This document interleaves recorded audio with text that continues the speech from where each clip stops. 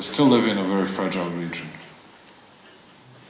And we are still, if there is something that we are concerned about, that's that regional stability. And if we would analyze country by country, you would see that I'm right.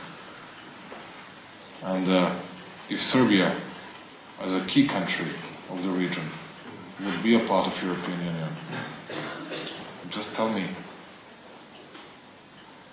who would be a part of a problem? Because I'm not saying that Serbs were doing that, but if you have calm Serbia, and even Serbs from all the other countries and all the other regions would be more satisfied. And they won't be acting as a rat in a corner, as they do from time to time, and some other countries as well, some other people as well. And if we'll be able to create a better relationship with Albanians, which I think is of the biggest significance for the entire Balkans, because we speak about two biggest nations of the Western Balkan. The sky's the limit. From time to time I see that many people which created a problem to us, that many people in the West are more nervous about it than Serbs and Albanians. And I don't know why. Because we need to speak to each other. We need to resolve our own problems. And we speak to each other. And we know how difficult that is. I don't get it. Why are you in a rush? Why someone wants to speed up all the processes, like at Formula 1 race? No, we speak to each other. We don't have the same ideas, we don't share the same values. We can have talks, conversations, and I know that at least they won't attack Serbs in Central Kosovo for no reasons, and they know that I'm not going to bring our tanks to the bank of the river Ibar for no reasons. No, it's at least we know something. We did something with that bridge between South and North Mitrovica. Nobody noticed that because everybody is nervous about something that I don't get it. Why people in Hamburg are more nervous about it than Serbs in Northern Mitrovica and Albanians in Southern Mitrovica? What's the problem? Because somebody wants to resolve it in a way they created a final solution of that problem in his own mind, or what? It's not that easy. It's a dispute that lasted for last 150 years, as you know. And all of a sudden it became, a kind of bureaucratic problem. Okay, you resolve it, but you didn't resolve it. If you didn't resolve it, we are not going to open your new chapters, and you, Kosovo Albanians, you are not going to get visa liberalization. Okay. Is that a solution? No, it's not. And then you create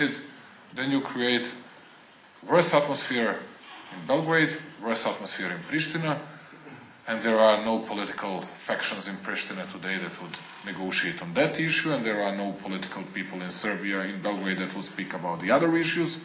So we came to a kind of dead end. And we need to find the breakthrough. But it's, I don't know who was choosing the tactics. I was very open with my people. I don't hide anything. In the parliament 5 days ago, I was saying, in the parliament, in the presence of all those nationalists, I was saying, come on, stop with that kind of hypocrisy. Would you go to Glogovac, to Štimlje and Suva Reka to live there? You have never been there. You have never been there. Go there and live there if you want to save Serbia. But you don't want to visit those places. They were silent. And I was speaking about it in a very open way, in a very public way. course, it doesn't mean that we are going to recognize an independence of Kosovo, but it has to be changed, our mindsets, and also Kosovo Albanians' mindsets. And it's a process. It's not a decision of bureaucrats, one day brought and that's the end of the process. And you know that. You can feel it much better than all the others. Because you know the Serbs, you know the Albanians. And it's a process. You see, both Serbs and Albanians were thinking about each other in a worst possible way in the past. Serbs, Albanians thought that they were a kind of upper race comparing to the Serbs, and vice versa, to be very honest. Now, I can say, I will never be charming in a way that Edi Rama is, Yes, Prime Minister of Albania. Prime Minister of Albania. It's not a big deal. We are just the same people. The same people. But people in Belgrade, Pristina and Tirana, they have to realize that. They have to understand that. And that's it. And it's a process. It's not something that you can change within 48 hours. If someone from Brussels would call you and say, okay, you need to resolve it within 72 hours, otherwise you're going to face, I don't know what kind of measures that Sanctions. Sanctions or something like that. Because, okay, do it. And that's it. I'm always, as I said, very prudent, very cautious. Hope that it'll be much better. And I think that Mr. Plenković thinks the same and hopes the same.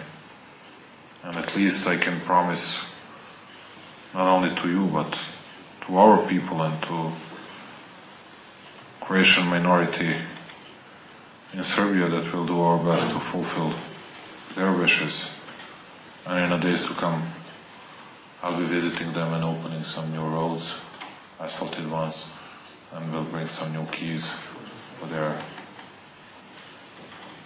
historical figures, and I think that we can raise some new momentums in our relationship.